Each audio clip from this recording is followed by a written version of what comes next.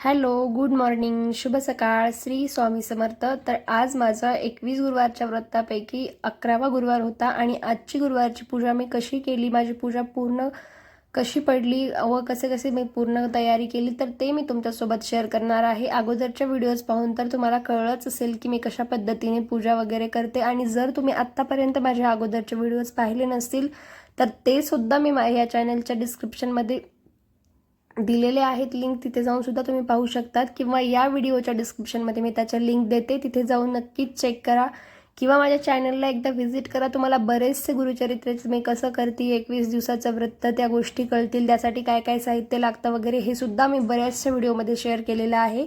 पण आजचं माझं गुरुवारचा दिवस कसा गेला, मी गुरुचरित्राचं पारायण कसं केलं, पूजा कशी केली हे मी तुमच्यासोबत शॉर्टमध्ये शेअर करायचा प्रयत्न करते. आय होप तुम्हाला नक्कीच आवडेल आणि माझं या व्हिडिओमध्ये काही चुकत असेल किंवा चुकलं असेल तर ते सुद्धा तुम्ही कमेंट करून नक्की कळवा.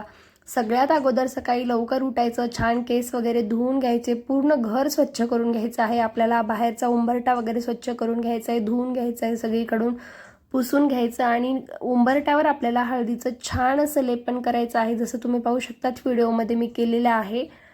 हळदीचं लेपन करून तिथे आपल्याला कुंक आणि ओलं करून स्वस्तिक काढून घ्यायचं आहे आणि छान अशी त्यावर रांगोळी काढायची आहे. सध्या अधिक मास चालू आहे म्हणून मी गोपदमची रांगोळी काढलेली आहे. आपण कुठलीही काढली तरी चालते किंवा मी जशी काढली त्यानुसार काढली तरीही चालते. आणि नंतर आपल्याला आतमध्ये येऊन स्वामींची पूजा करायला घ्यायची आहे. तर त्यासाठी एक मोठा पाट, नंतर त्यावर लाल कलरचं वस्त्र आथरायचं आहे, नंतर त्यावर एक छोटा पाट ठेवायचा व त्रिमूर्तीची फ्रेम ठेवायची आहे. तुमच्याकडे मोठी फ्रेम असेल तर तुम्ही ती ठेवली तरीही चालते, माझ्याकडे छोटी होती म्हणून मी ती ठेवली. आणि आता मेन स्वामींची पूजा सुरुवात करायच्या अगोदर आपल्याला निरांजन लावून घ्यायचं आहे. त्यासाठी खाली थोडेसे तांदूळ टाकायचे, तांदूळवर हळदी कुंकू लावायचं, आपल्या डोक्याला हळदी कुंकुम लावून घ्यायचं, दिव्याला हळदी कुंकुम लावून घ्यायचं आहे आपल्याला आणि नंतर आपल्याला निरंजन लावून नंतर पूजेला सुरुवात करायची आहे.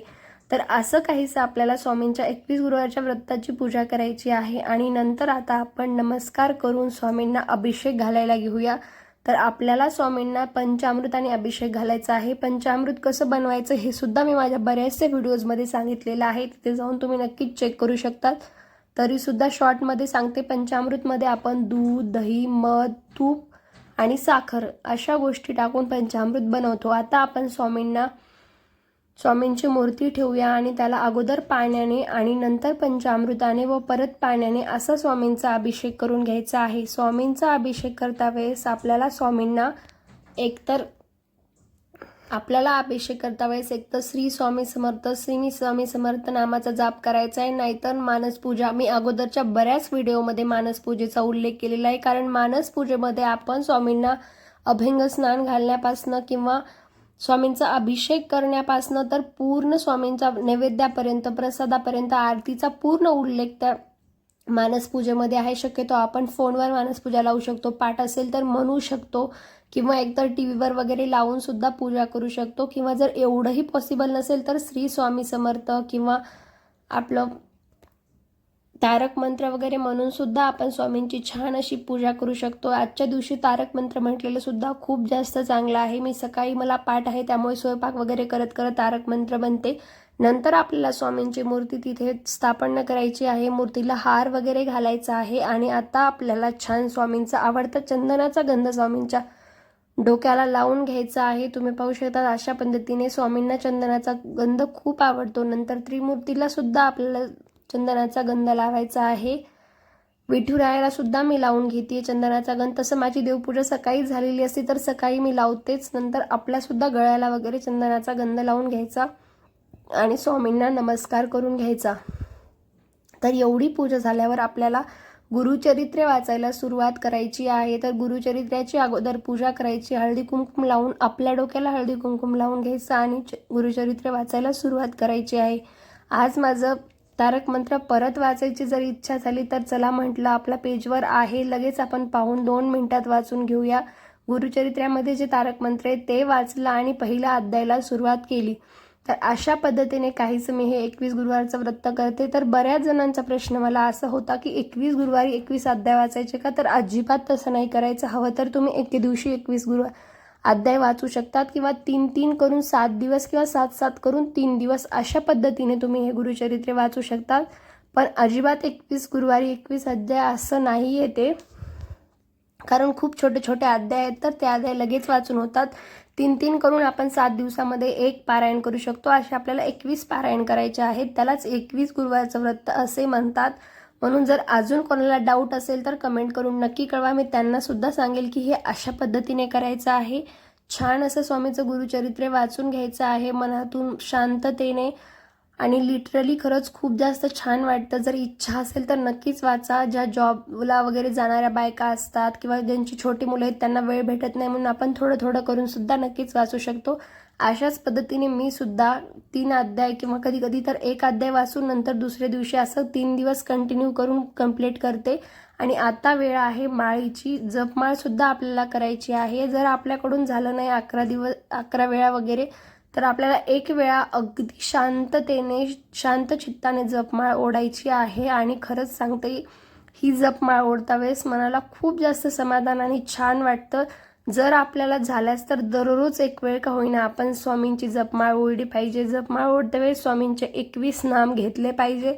तर ते स्वामींचे 21 नाम कुठले हे सुद्धा तुम्हाला व्हिडिओ पाहिजे असेल तर मी नक्कीच तो सुद्धा व्हिडिओ लगेच अपलोड करेल, किंवा नक्कीच लवकरच अपलोड करेल की स्वामींचे 21 नाव आपण कोणते घेतले पाहिजे जपमाळ. स्वामींची जपमाळ करते वेळी फक्त श्री स्वामी समर्थच नाही तर आपण बरेचसे नाव घेऊ शकतो. ओम दिगंबराय नमः वगैरे असे 21 स्वामींचे नाव आहेत, तर ते सुद्धा योगीराजाय नमः असे मी ते सुद्धा तुमच्यासोबत शेअर करेल नक्कीच एखाद्या व्हिडिओमध्ये. तुम्हाला हवं ते आपण घेऊ शकतो, किंवा स्वामींच्या 21 नावाचा जप केला तर ते सुद्धा अगदी फलदायी आहे. नंतर आपल्याला स्वामींची छान अशी आरती करून घ्यायची आहे.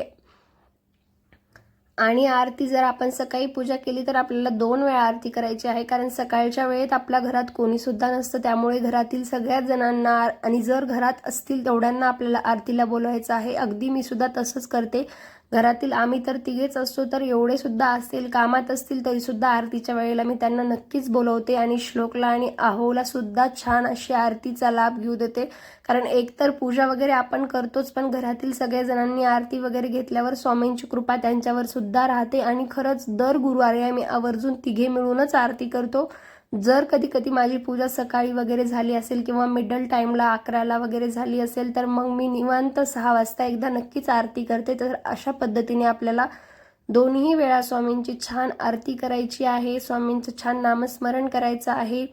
आता आपल्याला स्वामींना अगोदर आरती द्यायची आहे आणि नंतर घरातील सगळ्यांना आरती देऊन त्यांना सुद्धा स्वामींना छान असा नमस्कार करायला सांगायचा आहे. आपण सुद्धा छान आरती घ्यायची स्वामींची व स्वामींना नमस्कार करायचा आहे. स्वामीचे आभार मानायचे आहेत की स्वामी माझे जसे आतापर्यंतचे 10 गुरुवार झाले तसा आजचा 11वा गुरुवार सुद्धा खूप जास्त छान झाला, आणि तसेच हे 21 गुरुवार सुद्धा छान पार पडावे आणि तुमचा आशीर्वाद नेहमी माझ्या डोक्यावर राहावा. तुम्ही नेहमी माझ्या पाठीशी उभे राहावे, एवढीच माझ्यावर कृपा करावी असं स्वामींना प्रार्थना करायची आहे. आणि स्वामींना आता नैवेद्य दाखवायचा आहे. तर नैवेद्य म्हणजे काय, तर आता सकाळी सकाळी पूजा झाल्यावर तर आपलं काही तयार नसतं, त्यामुळे आपण आपल्या जवळ असलेली खडी साखर सुद्धा नैवेद्य म्हणून नक्कीच ठेवू शकतो.